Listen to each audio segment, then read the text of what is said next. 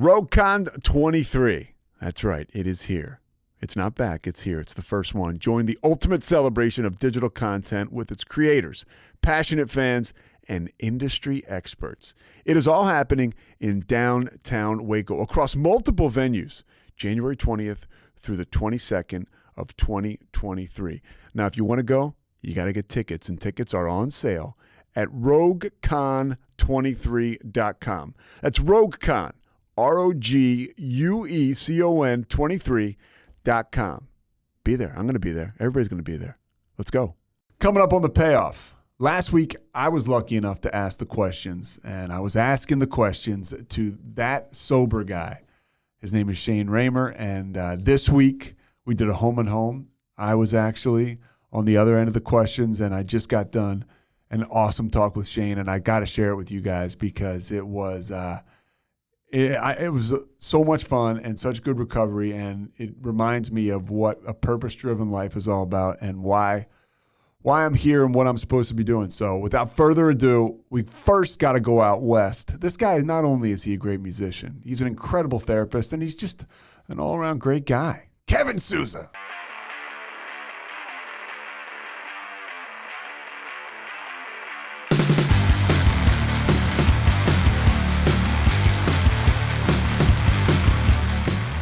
You want to find something that gives you the feeling that alcohol and drugs did, or you'll get drunk again. And like this program and the 12 steps and all that stuff, that's that feeling for me. Yeah. Yeah, that's it. Like the natural high almost. Yeah, dude, it is. And it's the same high that moved you to start the podcast, you know, when you were like, what am I gonna do? You know, it's when you said that, it reminded me of the same thing. When you have that same feeling too, somewhat just like, fuck this, I'm going to start a dude, 100%, 100%. Yeah. I mean, I started a podcast when I was 6 months sober, and I couldn't maintain it. I just couldn't figure out a way to make it work. And so when I finally had like the opportunity, I was like, yeah, let me do this. Well, so, I mean, you obviously, though, you have a background in broader broadcasting itself. Do you like podcasting versus like just the traditional style? What do you like better? Well, I like the free form of the podcast. I mean, as somebody who does, like, you know, you worry, right? Like the old, like, are people tuning out or whatever? Do I need to keep it interesting? And it's like, no, especially when I'm doing what you're doing. It's like on the podcast side of things. It's like, let me just be myself, see if I can help somebody. Don't worry about how many people are listening or this or that, because I'm getting something out of it. And, you know, it feels nice when people are like, say, hey, I listened, that helped me. But overall, it's like, I really enjoy it. So I do like the podcast thing a lot. And I think that's why people like podcasting too, is that long or more of a longer format of a real conversation, an authentic conversation. It's not a bunch of chopped up, you know, clips of something. Yeah. And so people can really dive into that, you know, and they can feel like they're actually a part of the conversation. I know that's what drew me to podcasting, especially commuting for so long. You know, I would sit there and then I was hearing stuff. I was also learning too, because I listened to a lot of entrepreneur podcasting as well, just in like how to start a podcast back then. But that part was so fun too. It was motivating. Yes. Totally. And you start to realize, for me, like, you can learn like you learned, like, through podcasts. You really can. And you can also, you know, that the long form, you discover more truths over time, I think. You know, because I'm a big, I grew up, especially after I got sober, I started to listen to Howard Stern a ton. And like, some of his interviews are so great and they're long as shit. And, you know, and that's like, sometimes I'll turn on a podcast that I really like, and I'm like, oh man, it's only 45 minutes. You know, like that's a sign that I know I really am into it. I know. Yeah. Yeah, that's so true. That's funny. We just had let me pull this up here. I just had a review on iTunes the other day. And it was, we love to get the 5-star reviews, right? This was a 4-star review, and I said, man, why the hell did the guy leave a 4-star review? What's up? He said, I keep listening if I'm interested, but I wish the episodes were longer. See? I said, oh, okay. And so you just proved it right there. I mean, the guy is Steve, the audio guy, is who left it. So thanks, Steve. I appreciate that. There you go, Steve. Yeah, you're right. You're on it, like that long. I mean, that's like Rogan, right? Rogan will go like 2-3 hours sometimes. It's I amazing. have to chop those up, but yeah, me too. And you can piecemeal them, right? You can go back, or if you have a super long drive, you can listen to the whole thing. Totally. If you're commuting for a while, or you're going out of town or whatever, that's always a good spot. So when you said Stern Met, do you remember Hank the drunken dwarf? Oh, dude, of course, dude.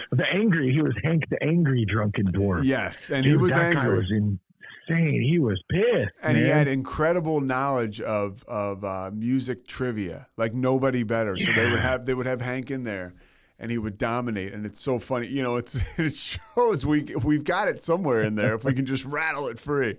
Yeah. Oh, I know. It's like there's a lot of intelligence packed into some of these crazy minds of ours, But it's like you said, it's just almost trying to find a way to access them and put them into more of a healthy format. Yeah. Well, I mean, I think that we have, everybody that I have come across, really. I mean, we all have gifts, like God-given gifts or whatever you believe in, but you come to this world with certain things you can give. And if we're just clouding it with alcohol and just pouring, right, like drugs and alcohol on every emotion we have, then we're not, like, none of those gifts are able to come to fruition. You're the one that told me last week, what was it like? It's like the alcohol. What is it? Alcohol. It's like it eats your soul. Yeah, it's body eating spirits, and it suppresses our consciousness. So you're right on point with that. Like it literally suppresses the true nature of what we can become, what we strive to be, who we want to be. Those gifts that you're talking about, like that, it definitely. I know it did that to me. Like it just made me. I think we talked about it on your podcast. Like we have these things we want to do, but we just dream about them. We just talk a lot about them. We don't ever do anything with them when we're actively drinking because we're not actionable, we're just stuck.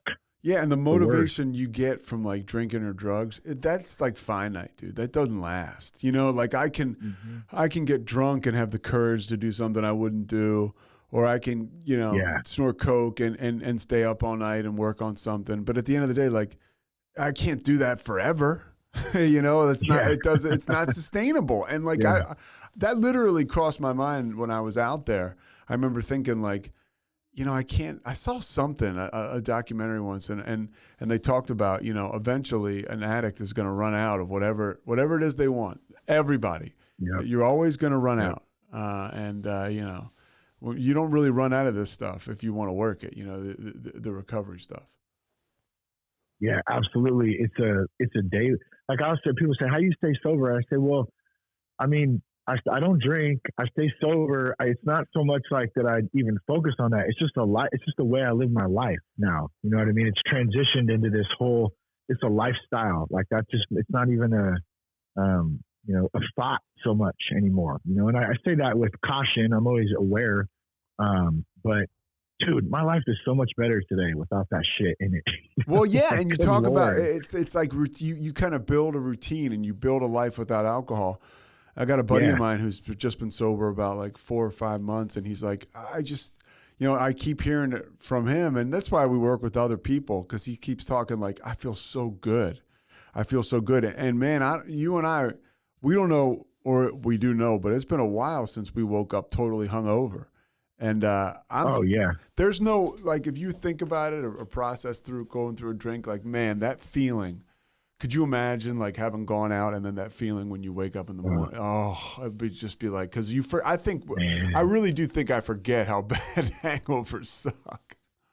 Yeah. And excuse me. That's why it's so important when we talk to new people and we're able to be of service, because not only do we get to be there for somebody, right, but they also remind us of what it was like, so we don't forget, in that time. And that's some powerful stuff, just being able to do that too. Yeah, I to mean, have that reminder, because we will forget. well, yeah, and that's how we're wired to forget. You know, that's my left to my own devices, right? Like just gonna try to get drunk and high all day. That's what happened to me. So I have to have a complete Yeah. program to flip it on its ear. And like you said, part of that program is going, you know, working with others, getting to meetings, all that stuff. Yeah.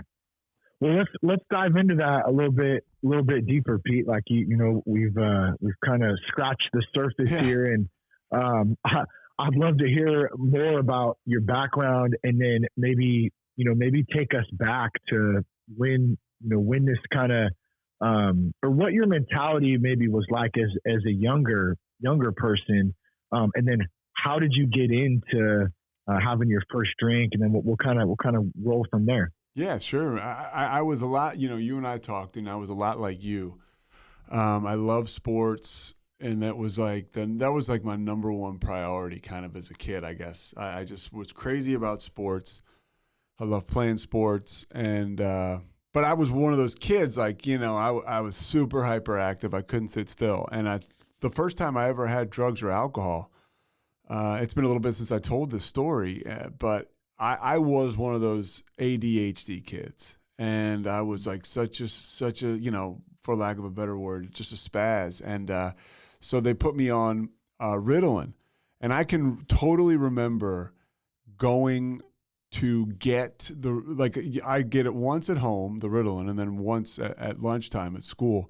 And I can remember going to the principal's office to get it from a Catholic grade school, right? St. Thomas Good Counsel, and being like, looking forward to it, and then taking it and Wow. thinking like, man, I'm better than I was before. And I think two things happened for me as a kid through that. Now, dude, I was predisposed to be an alcoholic. It's all through my family.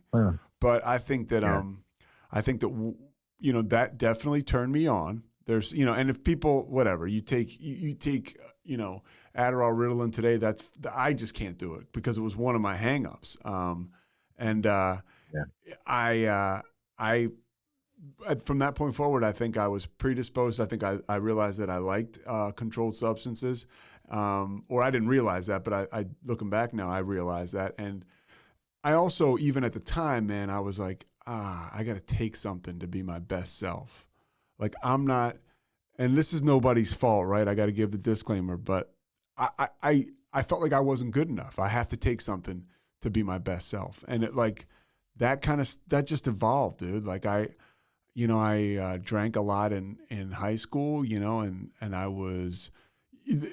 I could talk to girls when I got drunk, you know. I could never talk to girls, never. You know, when I would go to a dance in 8th grade, I was fucking terrified, and then I started to drink, and in 9th grade, I couldn't wait to get there, and like that was such an empowering thing, and I drank on weekends, and then when I figured out we could drink during the week, we started doing that. You know what I mean? It's like when you realize you actually have a beer before noon. Like all these doors, as an alcoholic, I would go through, and you know, I was lucky enough to be an athlete, and I played football, and that was another thing too. I would take speed before I played whenever I could, and that made me feel like I played better on it. I did. And, you know, I ended up I got a scholarship to college to play football. And my first big consequence, Shane, was when I was, I'd gotten a scholarship, and I'm going to play in this Philadelphia All-Star game. It's where I'm from, outside of Philly. And this doctor, or they had to give me a physical. And the guy giving me the physical, he wasn't like a cardiologist or anything, but he was like, hey, man, like, your heart is beating, you have an arrhythmia of some sort. Like if you're going to play in this all-star game, you got to go see a cardiologist.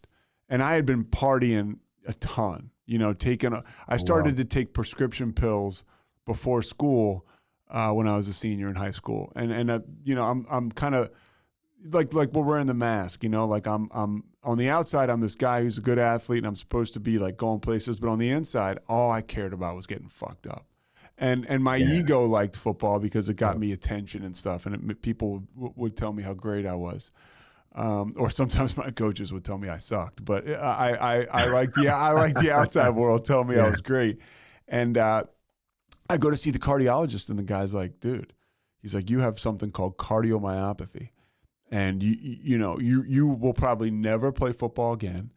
And if you could have gotten this one of two ways, by alcohol and drug abuse, or like a virus going through your body, that would have called viral cardiomyopathy. And I was like, right away, dude, I was like, yeah, it had to be a virus, like, because I did not want to give anybody the opportunity to put themselves in between me and my alcohol and drug consumption. I couldn't imagine. I know you come with it. I couldn't imagine a life without it, dude. Yeah. Well, just think about it. What you said already, just about the start with the Ritalin. Back in the day, that you need a substance, or you need something to be yourself. So, or to feel comfortable in your own skin. And that starts at a young age. And then as you get older, it progresses, obviously. And so there's never like a real true opportunity to be your authentic self in that, because you're constantly using some sort of substance as a tool to be outside yourself, So that's just insane in itself. Yeah. Right. Oh, totally. And for me, I didn't get to figure. I'm still figuring out who that authentic self is, but it ain't all bad, and I don't know what I don't know what that fear was I had. I guess it was alcoholism that kept me from wanting to learn who I am, or learn about who I am and learn who I was. That it just kept me I was so terrified of actually being who I was. And that's what's so cool about like today, when we cut that shit out. It's like, we're both, still growing in who we are as human beings, as men, as dudes, and we're trying to figure it out. We still jack shit up, like we're not perfect, but like we get the opportunity though to like learn and to practice and to try to do better. You know what I mean? Versus just like completely blocking everything out, which is just super unhealthy.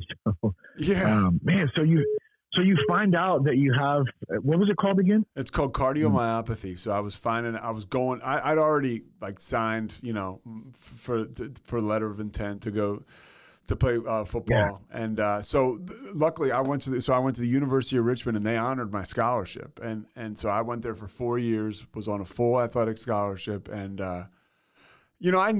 part of my life too, like I was very entitled, I heard a guy say, and I would just say it all, born on third base, thought I hit a triple. I didn't understand shit about hard work or about, working to get somewhere. I was just kind of like, I was a nice guy. I get by on a smile and a handshake, and I thought I could do that forever.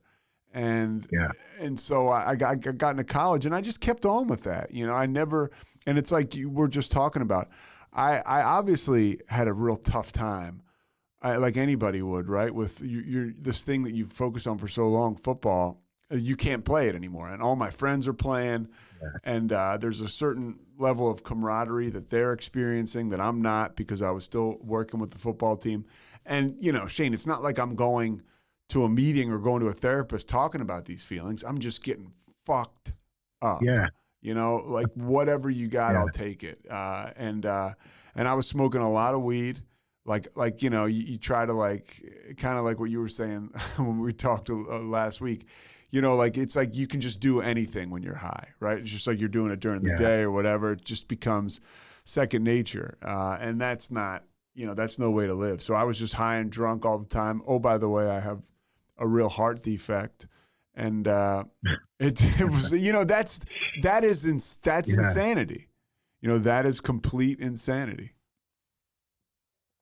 And then I'll move forward with it. So then I get a job. I moved to New York City. I'm working I'm working for a sports agent, and everybody's kind of on the outside looking in, like, wow, like this guy's he's kind of got it going on. And man, I was, inside, I didn't really know there was anything wrong with me. I was just kind of like, ignorance is bliss. I really didn't have a bad life. I mean, anybody that came in contact with me, I would burn them probably at some point, but it was still fun at this time. Yeah.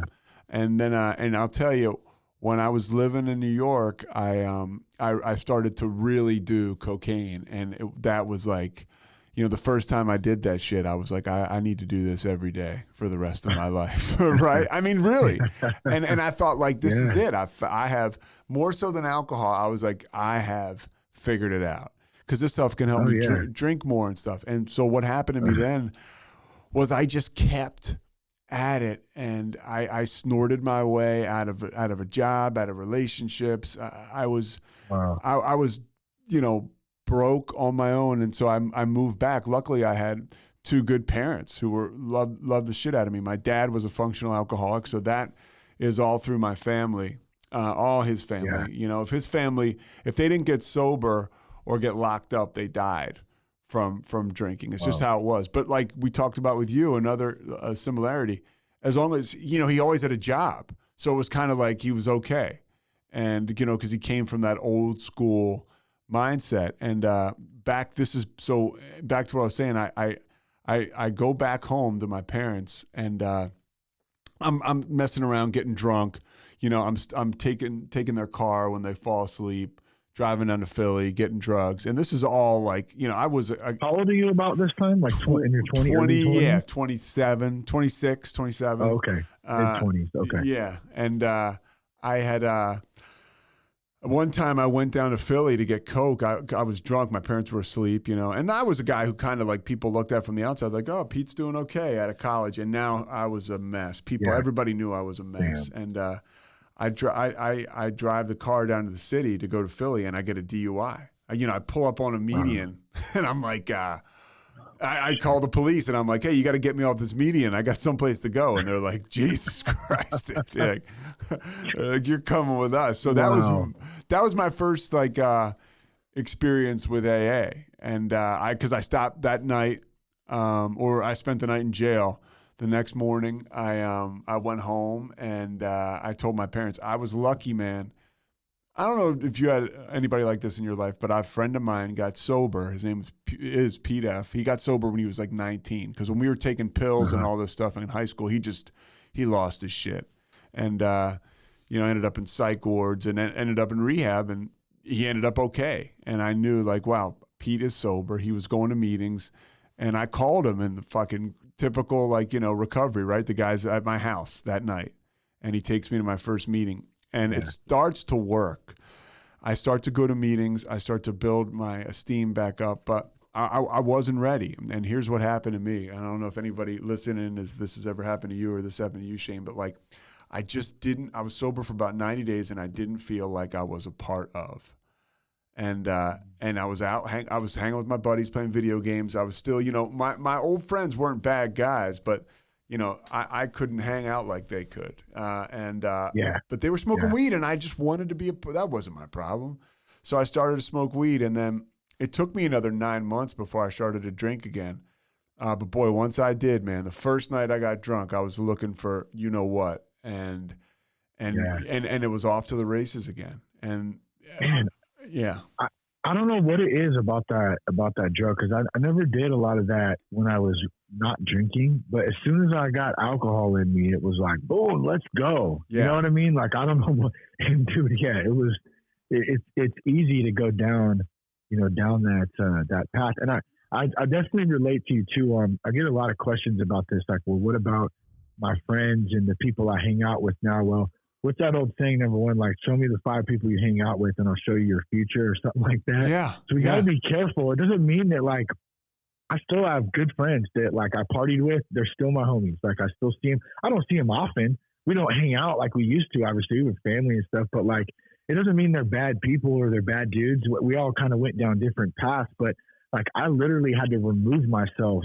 from those situations, especially early on. And that was really tough to do. And so I know a lot of guys relate to that and have that question. Well, does that mean I can't be friends? Well, doesn't necessarily mean you can't be friends. Maybe there's some dudes that you shouldn't be friends with, no doubt. But, like, it's just like you have to be able to navigate on your own and go down your own path. Otherwise, man, like your situation, you went back and slowly but surely it took 9 months, but eventually you're right back to where you started. Probably worse, right? Oh yeah, way worse, man. And to what you said, man, like you got to take a minute in my experience, right? Like there's nobody, dude, who I can't hang out with now. Now there's, like you said, there's certain people who are just out of my life because it's just didn't work out, like there was like, it was next level stuff, whether it was drugs or toxic relationship or whatever.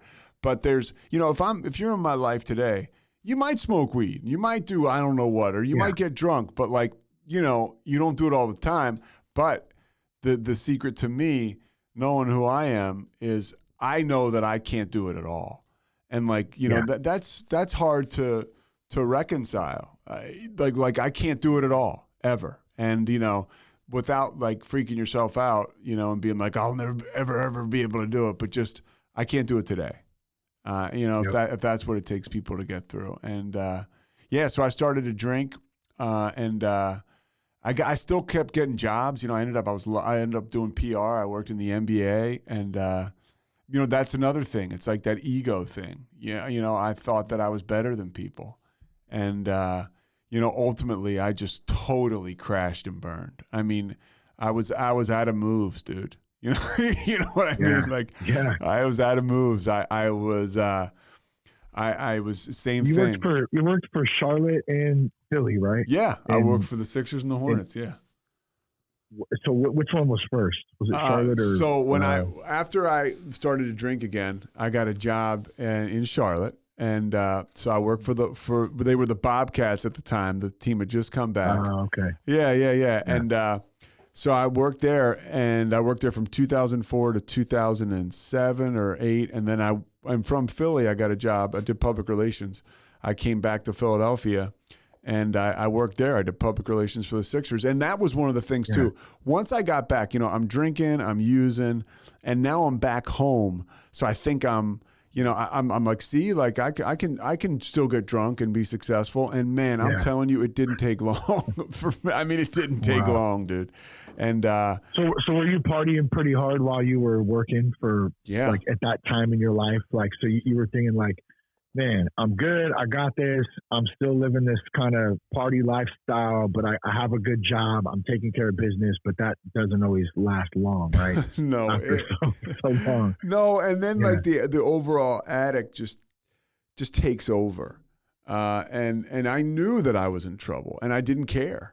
I knew that my life revolved around drugs and alcohol, and I didn't care. That's just the way it was going to be. That was going to be my life. And I remember, I would get paid. I remember in Charlotte, I would get paid on a Friday, right? And then that day I would, because I'd always go broke no matter how much money I had. I'd always spend all my money everywhere. And so when I got paid, the first thing I would do was arrange for the drug dealer to come meet me outside the arena, and I'd meet him at like, noon or whenever the fuck the guy woke up, 2:30. And that was my first priority though. Like, people get paid and they pay their bills or they pay their rent. I was like, okay, when am I going to meet Petey? Outside, that was the guy's name. It was an alias, so we're okay. But when am I going to meet him outside the arena? And like, that was like, and it was like totally like, I didn't even have, here I am, quote unquote, like I'm not under the influence at the time. I would arrange for this to happen, but I had never even had any guilt about it. It was like, I'm going to get this. I'm going to party tonight. I'm going to have fun. I'm going to run out of money. Yeah. I'm going to be late on my rent. I'm going to get evicted, and then I'll move in with this girl. It's just like, dude, it was crazy. Wow. And then finally, when I was in Philadelphia, I got, and this is one thing you learn in life, and this helped me out, not right away, but it helped me out. I got fired. I mean, they said that I was part of like, people, they let a bunch of people go at the same time, but I was one of those people. Yeah.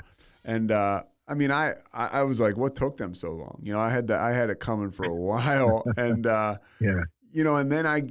then I was just, it was 3 more years of just partying and drinking and trying to make sense of it. You mentioned like, this is a kind of an interesting story, and it's just fucking worth telling.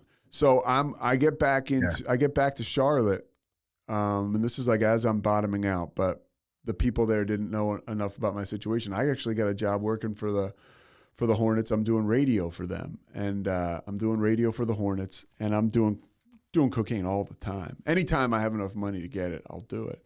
And Yeah. you've been on speed and you're podcasting, and there's something about your delivery when you're on coke, it's no good. Dude, So I cannot imagine, bro. I like seriously. I think back to like when I used to just get yacked out of my mind, and like, holy shit, I don't even remember the conversations alone. Like being able to like have a thorough discussion about something or be on point like that. Good Lord, No, so gotta be tough. Oh man, so it's funny. I'm from the Northeast, and we're in North Carolina. Everybody's like, man, I knew you were from the Northeast, and I remember you. I don't remember you talking this fast. And I was like, yeah. Yeah, straight just fast forward, huh? Oh man, so I'm doing, but I mean, long story short, I'm doing lines and at work and going on the air and I wasn't like the face of like the Hornets radio broadcast or the Bobcats at the time, but I did pregame and halftime and postgame, and I can remember snorting lines before a playoff game and just trying to get through like my little like air checks and I was losing it, dude. And I was like, I just want a vodka tonic or I want off the planet. And as I'm thinking this, I'm standing by the court and Michael Jordan owns the team, and he walks by me and he just knows my face because he knows me from I work for him. And he kind of nods and he pats me on the back. And when he pats me on the back, he's patting me on the back, just kind of like saying, hey, get the fuck out of the way. He's going to his seat. But he pats me on the back to kind of, how people do that, they'll pat you and move you over. And he pats me on the back and I like jumped. Like I was like so jumpy. Oh, wow. And I remember thinking like, I got to get out of here. Like, and this is a moment that probably should have been one of the best moments of my life. I always love sports, like we talked about. I'm working, I'm on the radio, and all I wanted, dude, was off the planet or another drink. And that's where this shit takes you. And eventually I just to wrap it up, I just ended up going home. Again, right? Because I had a contract. They didn't renew my contract. I don't even think I had a contract. I was like an hourly employee, and I go back home, and I was just so done. And I was going to meetings, and I don't know if you've ever done this. I couldn't stop. I'm trying to get sober, and right, and then I'm leaving, and I'm high. Did you ever have that? Once I stopped this in September, my date, September 11th, I didn't really go through that since then. But in the beginning, yes, I went to a couple, like Seth actually took me to a couple meetings early on. And I remember sitting in there just going, man, I'm not like these people. Like I'm good, I don't have this, and then, sure as shit, I'd be out, drinking that night, doing the thing. But I didn't have it. Maybe as much as you're describing it, where it was a consistent thing where I was going to meetings or anything like drunk or anything like that. But I want to back up real quick just with the Charlotte thing. You can ask me whatever you want. Okay. So I want to point out too, like how the insanity of that, like you're in what some people would think is just like this. I mean, it is like, what a great position, a great opportunity to be with the NBA organization. And then let alone it's owned by Michael Jordan. So he's, in the vicinity and you have all this opportunity and just so much to live for, I guess, but and at the same time, you can't even embrace it. You can't even enjoy it. And you really don't even care if you're living or not at that time. That is it's so insane when we think back about it. When I say, and to hear you say that, it's crazy. Zero gratitude. Zero gratitude. And I try to use that patience. I try to use the patience we learn when I'm around younger people in general, people who may not know any better, because I know I sure as hell didn't. It took me, I am a very slow learner. And it took me a long time. Like you and I talked about, we still get jammed up and we still jam shit up, but like I'm way better than I used to be. But I will hear somebody pop off, whether it's somebody I work with that's younger, and I'll be like, how dare they? That's my first thought. And then I'm like, dude, when you were their age, like I can't even imagine what I was like to be around. How I know people say I was okay and whatever, but I don't think that I was a very tolerable person to be around. And Yeah. It goes to what you're saying. There's no gratitude. There's just zero. For me, it's like I just had zero gratitude. Well, it's like perspective. No too. perspective. Just yes. zero perspective. Like no maturity either. I know my 20s were just a wreck. It was just one big party, and so there was like I was like trying to be a grown man, but I was 16, or 12 some days. Just no perspective on life. But what's funny is at the same time, no perspective on life, but thinking I fucking know everything at the same time. Is that just a life thing in your 20s? Like, like in your, I guess. Yeah, I guess, man. Because I thought I didn't know there was anything I didn't know, and I didn't know anything. We'll get back to this conversation in a second, but right now, a word from our sponsors. RogueCon 23. That's right. It is here. It's not back. It's here. It's the first one. Join the ultimate celebration of digital content with its creators, passionate fans, and industry experts. It is all happening in downtown Waco across multiple venues, January 20th through the 22nd of 2023. Now, if you want to go, you got to get tickets, and tickets are on sale at RogueCon23.com. That's RogueCon, RogueCon 23.com. Be there. I'm going to be there. Everybody's going to be there. Let's go.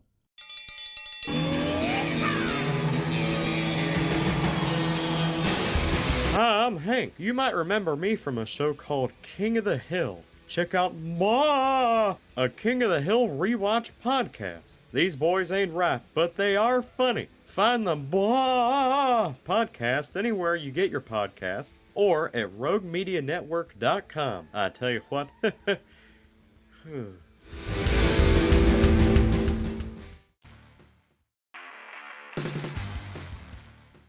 Nothing. Yeah, I just had no clue, man. And so, like, to bring it back to the gratitude thing, like, when we do gain some general perspective on how valuable this life is, how short this life is, how the value of time, how it's irreplaceable. And so these moments that God presents us to be in, whether they're with family, a job, a relationship, just taking a walk with your damn dog down the street or something, man, those moments, they're so precious. We only get to do them once. And so like the Michael Jordan moment for you, that happened one time in your life. Yeah. You know what I mean? And unfortunately, didn't quite go the way you would have wanted it to. But at the same time, at least you have perspective now and you're able to see, okay, boom, I learned from that. And now, you have opportunities to appreciate things better. But dude, I love that story. Thank you for sharing that. Well, too, yeah. There's a lot to it. There is a lot to it. And it's kind of like the ending is, I'll just fast forward. And we'll go back through how I got sober. I won't take forever, but I'll tell you let's do it. No, it's all good. But when I get sober, I'm probably 3 years sober, and I'm working back in basketball, and I see people from Charlotte that I worked with before, and they can tell I'm different. And I've already written amends letters. These people told them, just did the deal, and they hire me back. You're back in Philly. You're back in Philly though at this point. At this point, I was actually I'm living in Philly. But I'm working like freelance stuff for the NBA. I'm working my way back, and the guys from Charlotte who I kind of worked for and they let me go or didn't rehire me, they're like, "Hey, come back and work for us. We see you. You got a light in your eye." So I go back now. I'm 4 years sober. I'm working in Charlotte, and I remember one time it was before a game. Michael Jordan and this guy Buzz Peterson, they're walking down the hallway. Again, Michael don't know me if he fell over me, but he's got a feel. This is one of the guys that work for him, and the guy Buzz Peterson walks by me and he says, "Hey Pete," and Jordan slaps me on the back again, and this time I'm sober, and I remember thinking, like, thank you God. And again, I'm just like a peon. I'm doing like little bitty radio stuff, but I was like, thank you God.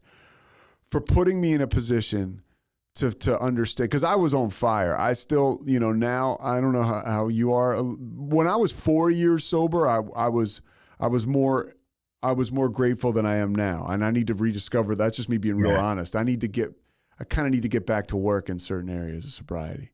But I certainly had it at that moment, and I was like, man, this is This is great. But so wait, so I'm an asshole because I spoke too soon. So this actually happened twice in your life. hey, well, yeah, kind of, yeah. And honestly, kind of, but you couldn't fucking make that up. And to tell that story is almost awkward because it seems like, but it's true. It's what happened. That's what happened. But to get there, I'll just quickly tell you, I bottomed out, and I was going to meetings like I told you. I could not stop. And then this is where the magic starts to happen. I asked a guy to be my temporary sponsor, and he's like, okay, let's go to a meeting tonight, right? And I'm like living with my parents. I got nothing going on. I'm hanging with some seriously unsavory characters. And the guy picks me up, the temporary sponsor, and I'm on like, I stole some of my mom's like Klonopin. I've been like, sneaking like vodka or whatever. I probably smell like shit, but I think I don't because it's vodka. And then, right? And then, like the vodka Red Bulls before work.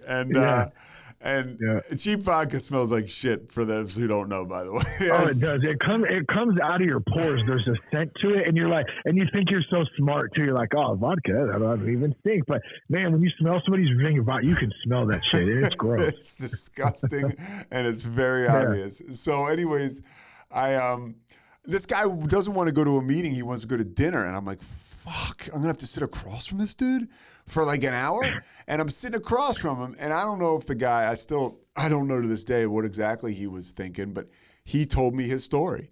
And part of his story was he went to rehab. And he said to me, like, I think that's probably what you should do. That was my experience, and it worked.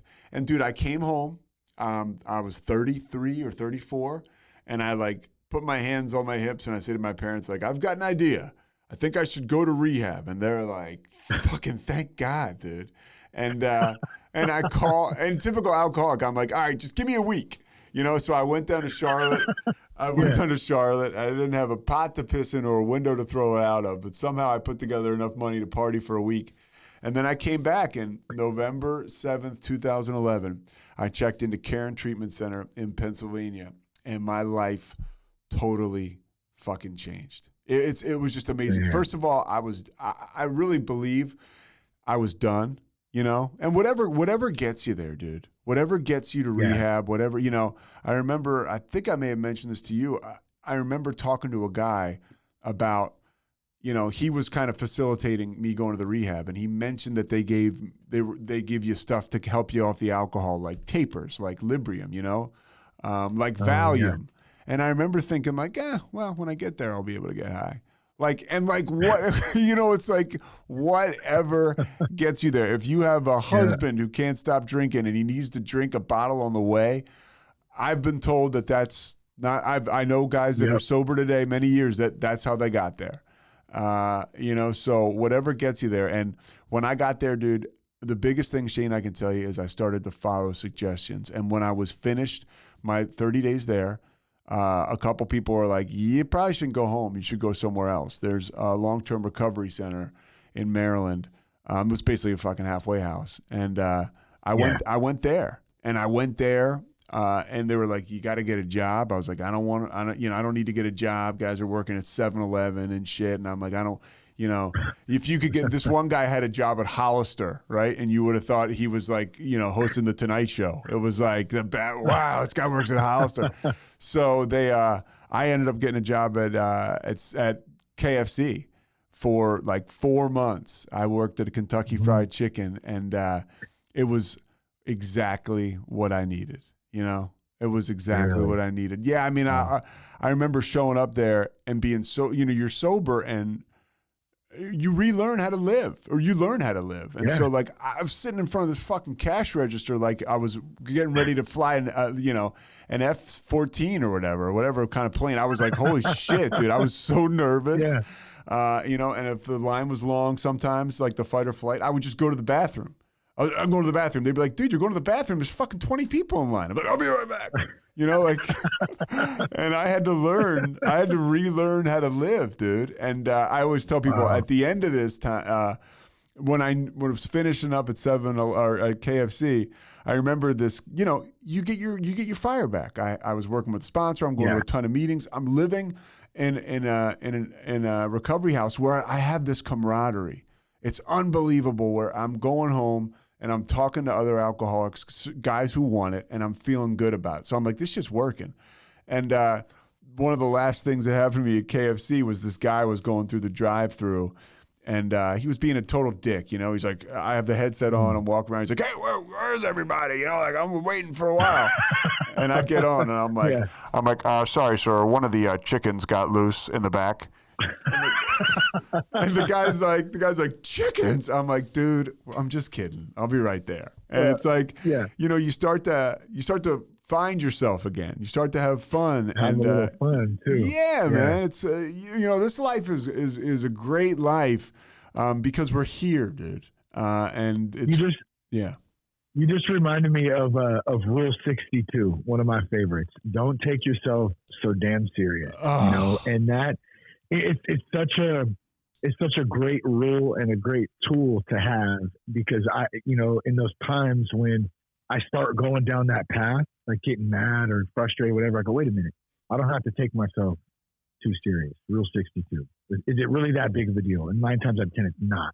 You know, so it just reminded me of that. Like, man, you're starting to have a little fun again. You're starting to be able to joke around and like, hey, you know, and so what? You didn't stay there much long after that, though. No, I got done. I spent a year. a month in the rehab, and then 4 months in the long-term recovery place, and then I got out of there, and I lived with another sober guy, my buddy Tim, who's still sober today. Tim and I ended up in rehab together, and we ended up at the recovery house together, and we lived in Jersey City, New Jersey, and we worked in a kitchen for a guy who was at Karen, the rehab, with us. He owned a restaurant or a catering company in New York City, and when we got done with the recovery house, he was like, if you guys want to come work for me, you can work for me. Like, dude, I didn't know the first thing about working in a fucking kitchen, you know, except for KFC, right? Yeah. Maybe my resume looked okay.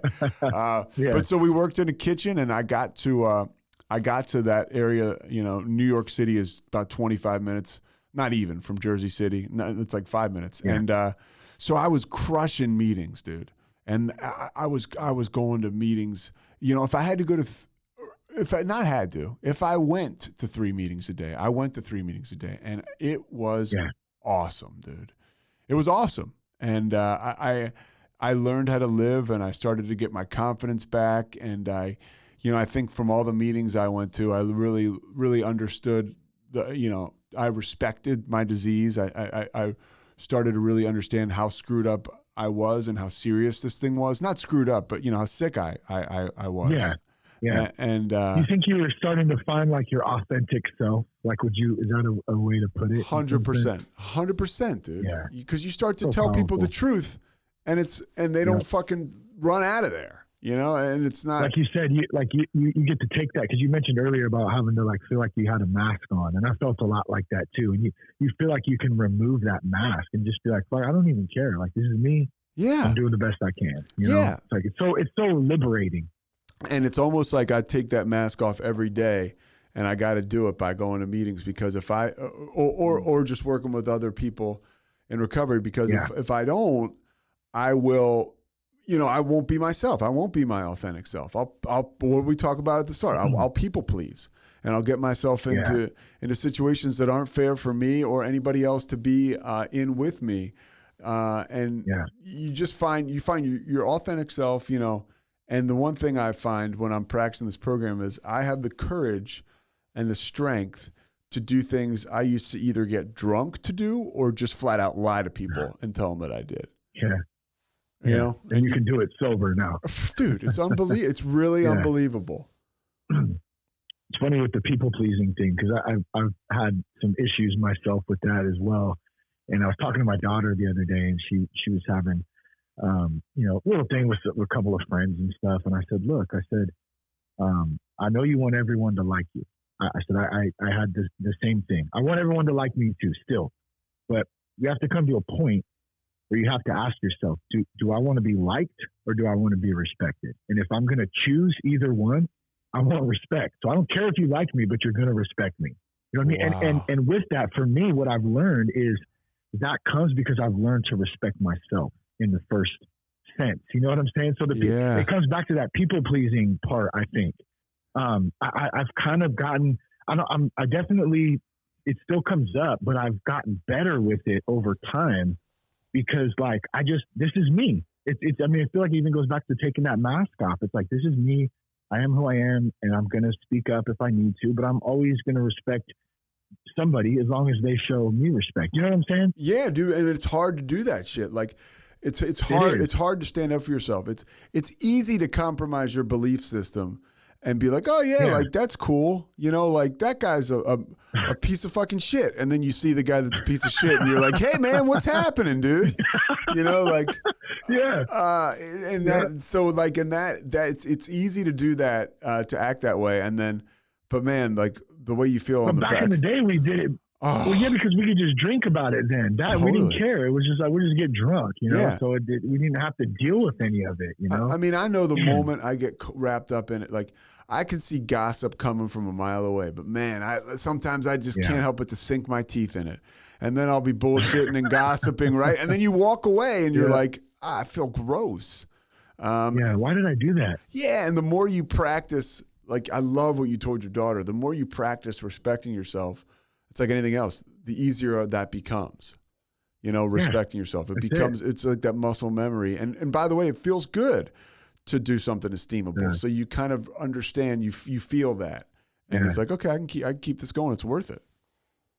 It sounds like the self-esteem for both of us, man, in both these conversations, you know, when I was on your podcast last week and then today's, self-esteem is an issue, you know, and I just heard my old counselor in rehab, James Cantor, in my head right now, right after you said that. And we would say this in the group, he would say, and how do we build self-esteem? And everyone would say, by doing esteemable acts.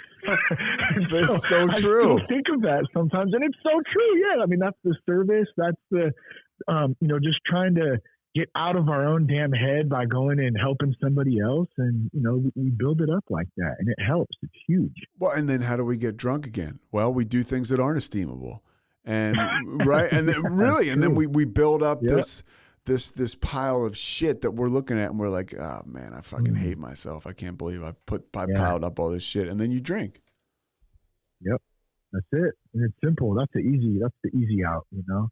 Yeah, it really is. And you grow by going through the hard stuff. Absolutely. That's that perspective we talked about earlier. You can look back and learn to appreciate some of the shit that you may have hated at the time, but it's like, oh wow, that's why I went through that, because that brought me to here, which brought me to there, and then now I'm out here and I can see that. Well, and it goes back to faith that we have to have, which I don't have nearly often enough, but like, you know, that's a cool thing. You know, you've been sober since 2014, right? Like you have a body of work that speaks to, okay, when I have faith, everything works out as long as I'm sober and trying to do the next right thing. So it's like, but sometimes I'm way too quick to project into negativity than to, you know, lean on reality. Yeah, I am too. I think it's natural, like to just go to like, it's almost, it's what's it called? It's the, not doomsday, but just when you catastrophize or whatever. Yeah, exactly. Like everything's gonna, you know, just go to shit like real quick. And I have those moments still, and you start getting anxiety. It's like, wait a minute, like I have no control over any of that. Yeah. If it happens, then I'll deal with it then. But I don't have any control over it right now. So I guess it goes back to being in the moment. But, and dude, since I'm sober, most of that stuff that I'm totally terrified of works out okay. Sometimes it works out great. You know, and you know, God bless him. I'm not talking about him like he's dead, but Coach K is retiring, and I'm not a huge Coach K fan, but I do remember reading something once that stuck with me. He said, you know, a lot of players and people have such fear about situations, pressure that come with pressure that they're entering into. And they forget that like, it's just such an opportunity. Like think about like how great it can be. If you know, like if you just work hard and enjoy it and seize it, like you can come out with it. You can be Christian Laettner, right? You can hit the buzzer beater. Like it's not like you're not going to miss it all the time, which people I tell myself. It's good. Yeah, that's good. And man, how many times this perspective came up? I think that's another component of it. But we like, in order to have that perspective, we have to be aware. So if we don't possess the awareness, we can't have the perspective. You know what I'm saying? So, and the alcohol, the drugs, it suppresses the awareness in the first place. So we have to start there, and then we can start uncovering. Like I love working with different dudes, and like when that light bulb comes on, and it's like, oh, wait a minute, like, yeah, I can follow my dreams. I can be an entrepreneur. I can, get a promotion. I can have a better relationship, whatever it is, when I'm aware of this shit. Because then that's where the practice comes into it, And like you and I, we practice this shit to the best of our ability every day. It's living life, really. Yeah. And I love what you say, dude. Like, why not? Seriously, man, why not you? Why not me? Why not the guy you're talking to that's thinking about? I mean, why? Seriously, why not? Again, I'll go back to my man Howard Stern. He always talks about, he was a kid and he had no self-esteem, and he was telling his mom, "Yeah, I think I want to be on the radio." And his mom would be like, "Why not? Somebody has to be." And he was like, and it's like shit. And he said, even as a kid, that had such a positive impact on it, because it's true. Somebody's got to fucking do it. It is. It's so true. Oh, that's good. I haven't heard that one from him before. That's interesting. Yeah. Let's kind of go into. So, did you go to work in the kitchen with the guy that you met? You said come work in the kitchen. Yeah, where does it go from there? So I go to the work in the kitchen, and again, like, I'm crushing meetings, and I start to get my self-esteem back, like we talked about, and I start going home from meetings. And when I'm living in Jersey City, and I just start firing off emails to people, and I'm firing, people that I used to work with, and like we talked about, careers that I aspire to do, and I really start to put myself out there, and that feels good, right? The exercise of trying to get another job or trying to get back into sports, that made me feel good. So it steamrolled, and I got a job working. I love to call. I love play-by-play, doing sports play-by-play. And so I got a job. I'd actually never done this before, but I got a job working in the NBA Development League. The Brooklyn Nets affiliate at the time was in, and they were the Brooklyn Nets at this time. Their affiliate was in Springfield, Massachusetts. So I got a job doing play-by-play for the Springfield Armor. And so I moved up there. I stayed in a Red Roof Inn, and then the first year, and then I got a contract. They did like a trade deal where they gave La Quinta marketing, and I could stay at the La Quinta for free because I didn't have any place to live in Springfield, and I couldn't afford it. Yeah. And I loved it. So I started to do play-by-play, and I was getting some real good feedback, or some decent feedback, and that's when I ended up working back in Charlotte and then now they really were the Hornets, and I'm back there. And I'm chasing my dreams, and and the whole time, I can tell you, Shane, I'm going to a lot of meetings, and I had looking in the rear view, a very, very strong program, a program that I aspire to have today. That I, it's not totally out of reach, but I was happy, I was living joyous and free, and I was making good decisions. When you're into the program like that, and you're surrounded by alcoholics, and you're bouncing stuff off other men in the program or people you trust, you're probably going to make the right decision. And so I was making good decisions, and from that, I got into TV news, and I moved to Louisiana, and I started to do morning news, which is crazy. For the past 7 years, I've been getting up at like 2 a.m. and it's crazy, dude. It's crazy. It's the middle of the night. So I'm getting up at 2. I mean, this is 11 o'clock where you are, midnight where you are, and I get up at 2 o'clock, and I go to work. I was in Monroe, Louisiana.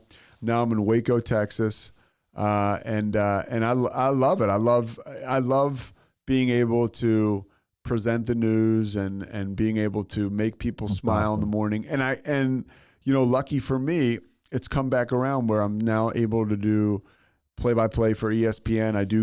I'm starting to do more games because I love doing that. And so the more and more I get the opportunity to do that, I love that. And of course, I've only been doing, my podcast for about a little over a year. And that was like, I had fear around that. I was like, what are people going to say? Whatever. But what did I do? I talked to people in AA or the program, like, and they were like, do it, dude. Like go ahead. And so it was sort of, for me, it was another one of those freeing things where, I became the news anchor with the podcast on recovery. And dude, I can't tell you, and I know this happens to you, I can't tell you how many people have been like, thank you for doing that. And it's not always like, hey, I'm a drunk and I got my life together, but it's the understanding of, I have a brother or I have a husband who died of this or who can't stop drinking. And just thank you, or my son, thank you for shining a light on this. It's a serious issue and it's deadly. Bringing it out, into the spotlight in some sense, because you're right. Like, out of all the talks and all the people I talk, even just in the grocery store, we'll get to talking sometimes, and, work a lot of the time comes up. What do you do? And every single time it's like, oh, my brother struggles with it, just like you said, or my father or my husband or my son. Everybody knows, like, when I would do these talks in the corporate space, like, I always ask them one thing, like, how many people in here know somebody who struggled with alcohol or drugs? And literally, more than half the room every single time. And I would imagine there's probably a few hands who don't go up who are just embarrassed. You know what I mean? They don't want to call it out, but it's has such a big effect on society as a whole.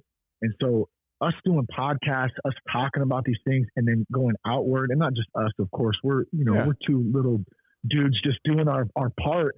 But as a whole, in this whole space of people sharing and coming out, man, it's really helping to bring light to it and drive down a lot of the stigma behind it and go, hey, I can still have a great life. I just got off track for a minute and I'm going to get back on track, and here's some tools and resources, to help do that.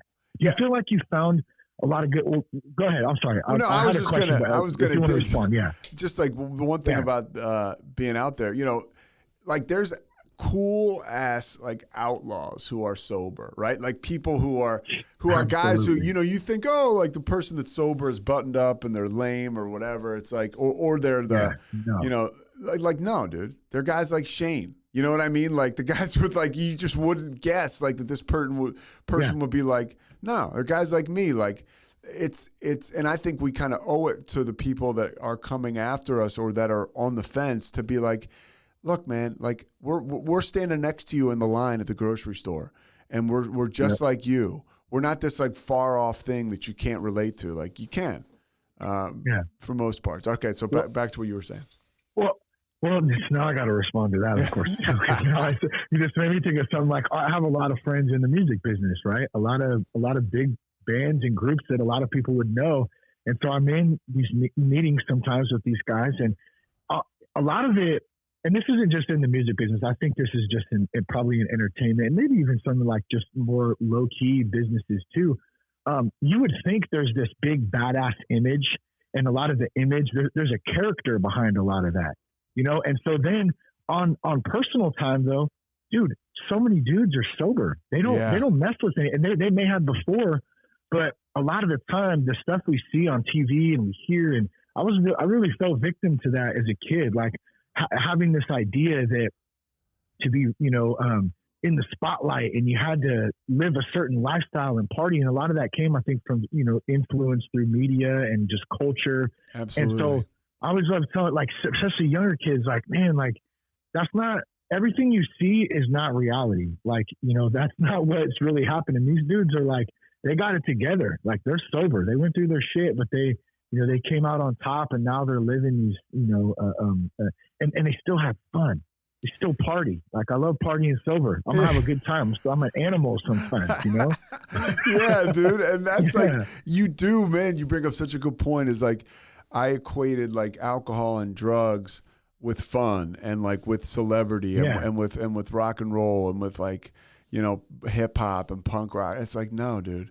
Like that's like, sure, that's a component to it. Of course, that's as old as the story as old as time. But it really is. Yeah. There's a whole nother side of it that doesn't get a whole lot of coverage. Yeah, yeah. Do you think that like you've really you found your like a purposeful life today. You know what I mean? Yeah. I could feel it when you're talking about it, man. Just doing the news, play by play now. You're back in what you love to do, but it's in a complete different mindset and different time. And the bottom line is, and that's why I feel purposeful, and this is so whatever, but I'm just going to say it, over the course of my life, I have had this ego and fear-driven thing. Like, I've got to do X, Y, or Z. I've got to succeed in sports, or I've got to be on TV, or I've got to, do this on the radio or whatever, in order for people to validate my existence, right? And that never happened, even in sobriety. The one thing that has come back around and has been fulfilling for me is sharing sobriety through these podcasts. I can't tell you that's awesome. The feedback and the people, and it's not like it's overwhelming. You know what I mean? Like, my inbox isn't like overflowing, but people do tell me, hey man, like, this is really, and people who you'd never think, they really appreciate what I'm doing, what you're doing. And it's like the least we can do. It's the least I can do. So that makes me feel, and along with being, practicing my part in recovery, that makes me feel purposeful. It's really the only thing. I love it. Yeah. So let's talk a little bit before we wrap up today about your podcast, The Payoff with Pete. It's on Rogue Media Network. Thank you so much, by the way, too. I just had a great opportunity to come on the show in the last episode. So guys, if you're listening out there, go check Pete's podcast out. Tons of good content on there.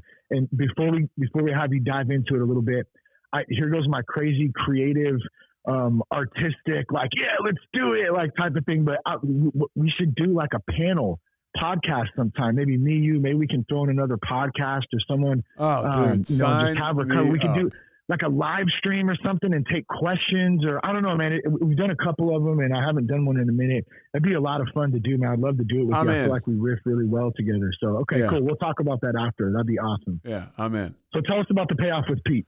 I started it last February, and it was one of those things where, and it's similar to yours. When I would sit in meetings, I would think, man, I would love that, because those, when people talk and tell their stories, that's some of the most captivating moments of my life, when other alcoholics in sobriety are sharing their experience, strength, and hope. And I selfishly, because I'm a selfish dude, I always want to ask questions. I'm curious about stuff. And I'd listened to Howard Stern forever, and I'd listened to other podcasts. I like Bill Simmons, but he's not, I don't put him on the same pedestal as Howard Stern. But I liked long form, and I liked getting to know people. And I liked that everybody had a story. And to me, there's nothing more interesting or inspirational than somebody's story of sobriety. And it doesn't matter who you are. And if you're somebody who's experienced some success and people might know, well, that's just more helpful, because I think that they have tentacles that can, extend all over the place. To me, it got started just by, I was interested in this. It was something that, a lot of times we end up doing stuff that we could care less about. And this was literally, I'd finally found, I hear people with hobbies and passions. I mean, I like to run, but this was finally, I found something where I was like, I want to do this and this feels good. So that's, it was kind of selfish at the same time, but I also felt like anybody I asked about whether I should do this, they all said yes. Yeah, that's awesome. Then you just went for it. Yeah, I went for it. And I started totally. And I started to, it's just like I said about sending the emails. You start to build momentum and you start to get, just like you have. I'll do a podcast where I'm talking to a guy in my home group in Texas. And then I'll talk to a guy I got sober with in Philadelphia. And then I'll talk to Ryan Leaf, and then I'll talk to Jerry Cooney. And then I'll talk to Dave Kushner, like guys who people might know. And you just kind of sprinkle them all through, and it all kind of works out. It's just all kind of a beautiful spider web, just like recovery is. Yeah, I love it. And what I love about it too is there's a component, I think, to staying away from alcohol, from drugs, from finding authentic self, from finding purpose. And part of that component, at least for me, and I feel like for you and just what you're describing, and for so many dudes out there's a missing link when we're stuck in that shit. There's a missing piece of us. And so I always tell guys, like, try to find that childlike spirit. What did you do as a kid that you love to do? And try to do that as an adult. Obviously, there's some things that might not work, but like if you skateboarded as a kid, I don't give a shit if you're 40, go skateboard a little bit, go ride around me. Don't break your neck, but like we have to find something we enjoy to do. And then maybe it's something big. Maybe it's starting a business. Maybe it's starting a podcast. Maybe it's something that we find that we're passionate about. And if it's in the space of service where we can help people, that alone will help drive us on the right path, and with, other components as well, trying to stay sober if that's the case. But when we're passionate about something, man, it sparks something that makes us feel alive again. Yeah, and it's okay. It's okay. Go ahead, as men. Well, I was going to say, as men, I feel like when we get to be adults, we get responsibilities. A lot of, we have kids, we get married, whatever life kind of takes over, and we forget how to have fun. We forget that there's shit that we like to do. And so once we find that, again, if we've lost it, that's a really important component to me in my recovery. Like I tried surfing last year. Like I always wanted to try surfing. I didn't get the chance until I was almost 40. How'd it go? Ever tried, number one.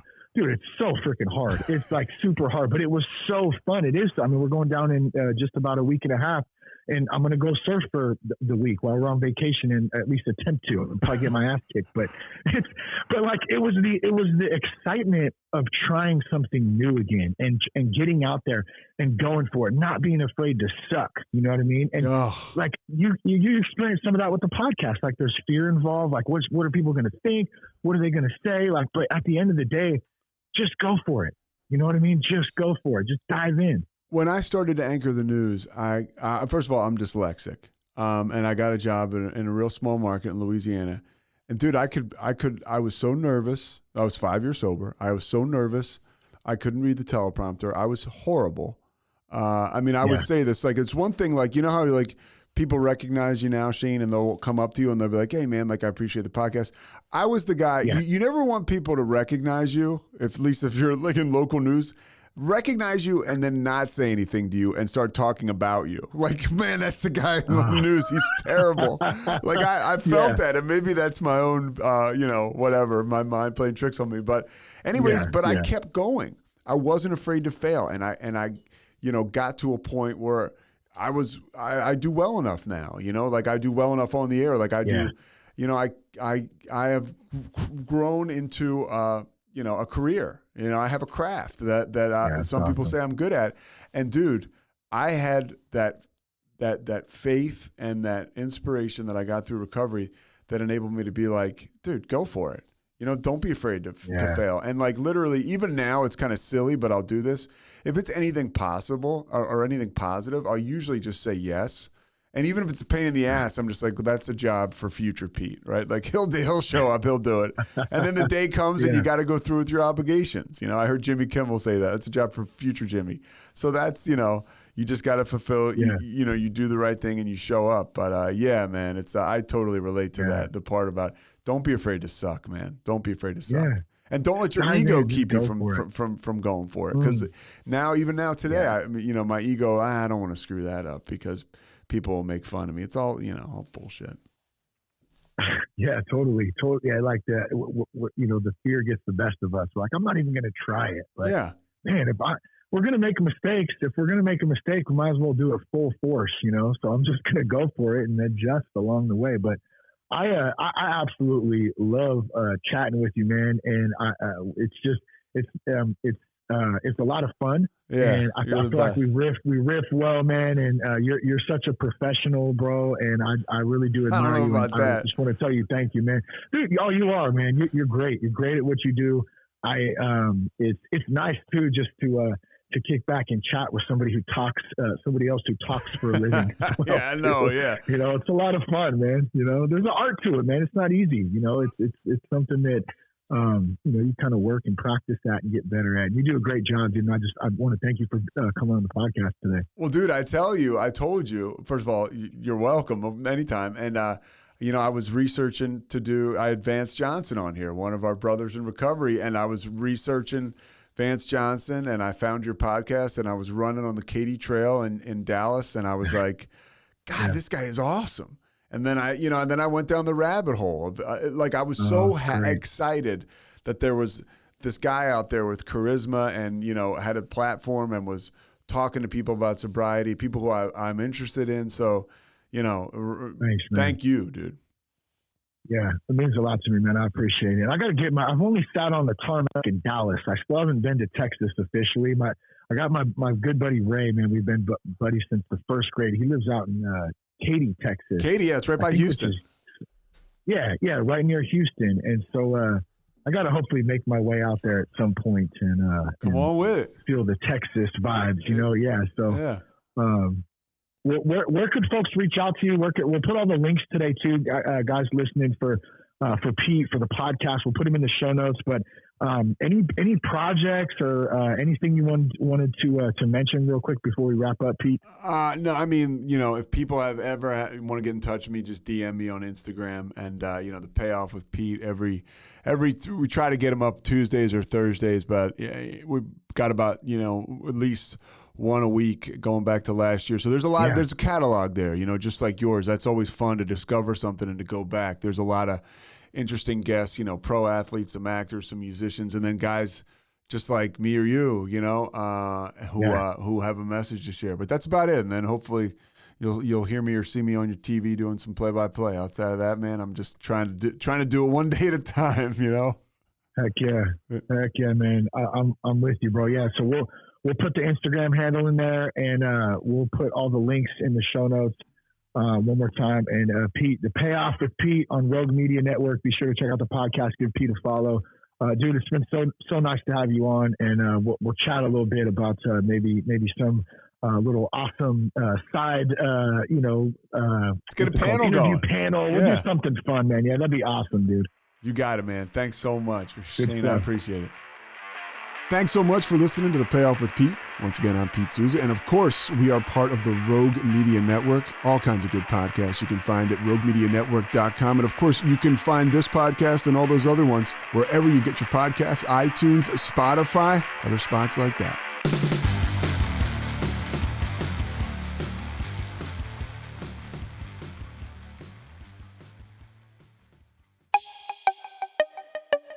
This has been a Rogue Media podcast.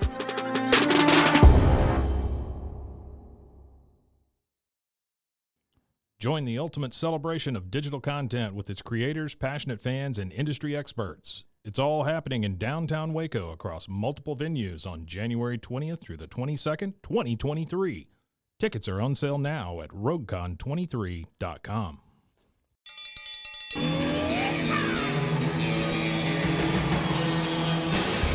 Hi, I'm Hank. You might remember me from a show called King of the Hill. Check out a King of the Hill rewatch podcast. These boys ain't rap, but they are funny. Find the podcast anywhere you get your podcasts or at roguemedianetwork.com. I tell you what.